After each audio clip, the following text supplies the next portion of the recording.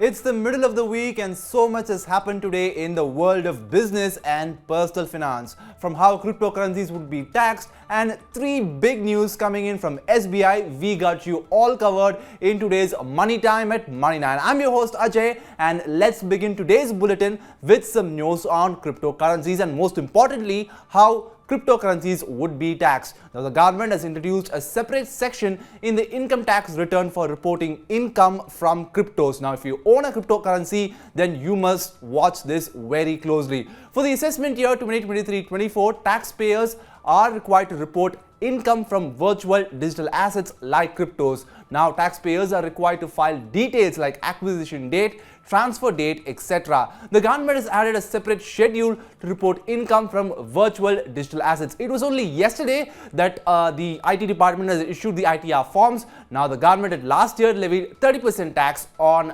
cryptos.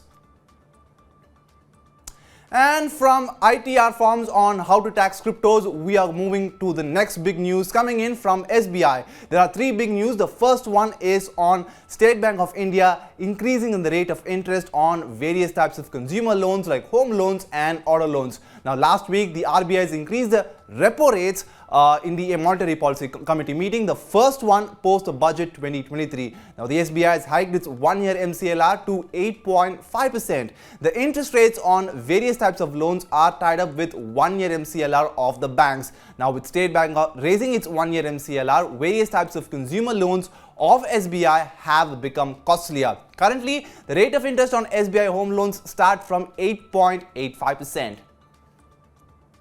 And the second news also coming in from SBI, this time on interest rates on fixed deposits going up. Now, depositors in SBI can get interest rate on FDs of as high as 7% of 2 years to less than 3 years. Senior citizens will get 7.5% on this FD. The public lender is giving additional rate of 0.5% to senior citizens on all deposits barring 5-year deposits. They will also get an additional rate of 1% on 5-year FDs and will also get 7.5% on tax saver FDs. General people like you and me will get 6.5% on this FD. And the last news on SBI, as reported by Business Daily Mint, is on the payment of rent through SBI credit cards, which would cost 100 rupees more from March 17, 2023. Now, SBI has increased the credit card charges.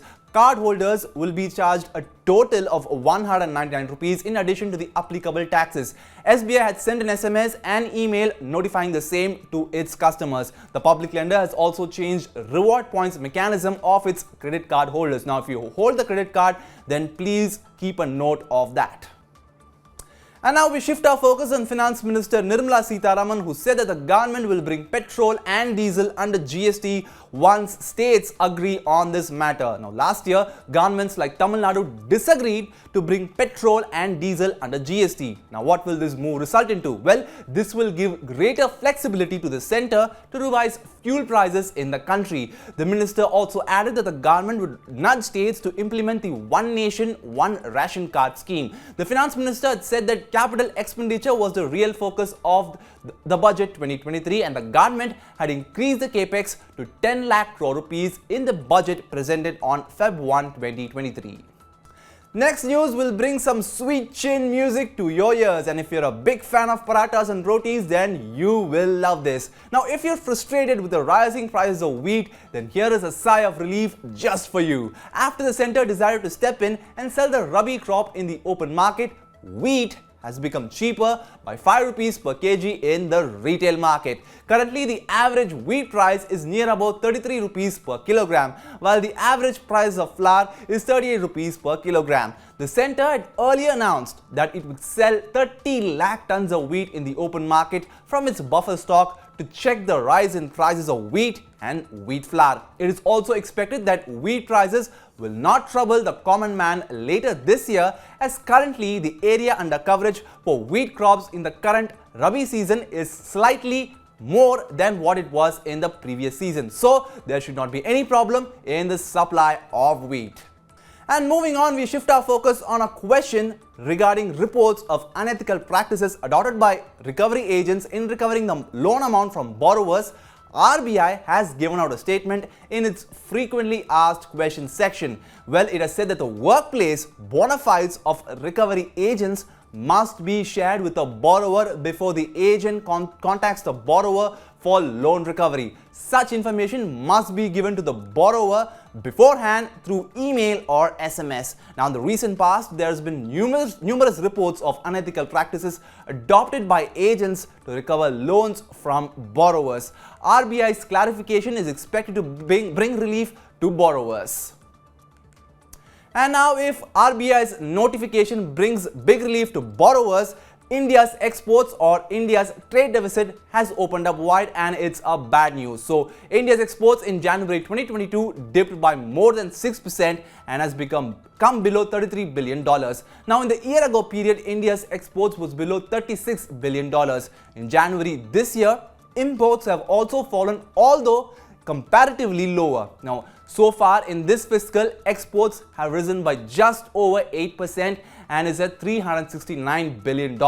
Imports, on the other hand, increased by more than 21%. Now, imports has come in excess of $600 billion. And finally, it's happy news for Paytm as it has completed almost 100% of the buyback offer. The board of the fintech firm had approved buyback of shares worth 850 crore rupees. Paytm has bought back an aggregate of 1.55 crore shares. The fintech bought back the shares at an average price of 545 rupees per share. Now, during the buyback period, Chinese e-commerce major Alibaba sold its entire stake in the company. And we wrap up today's Money Time with some news for all those gadget freaks. Moto E13 has gone on sale on Flipkart and leading retail stores. The 2GB basic variant and the 4GB basic variant comes under the 10,000 rupee category. Now, the 2GB variant is available at just 6,999 rupees, while the 4GB variant is available at 7,999 rupees on Flipkart. Now, if you're a Jio subscriber, then you have another mouth-watering offer. You'll be getting a flat discount of 700 rupees plus 40 rupees cashback vouchers of 550 rupees each and 500 rupees Myntra gift voucher. Some of the striking features of the smartphone include a 6.5 IPS LCD display, 13 megapixel main camera, 5 megapixel front camera, and a battery that long lasts for 36 hours. That's all for today here on Money Time at Money9. See you again tomorrow at the same time. This is me, Ajay, signing off. Take care. Good night.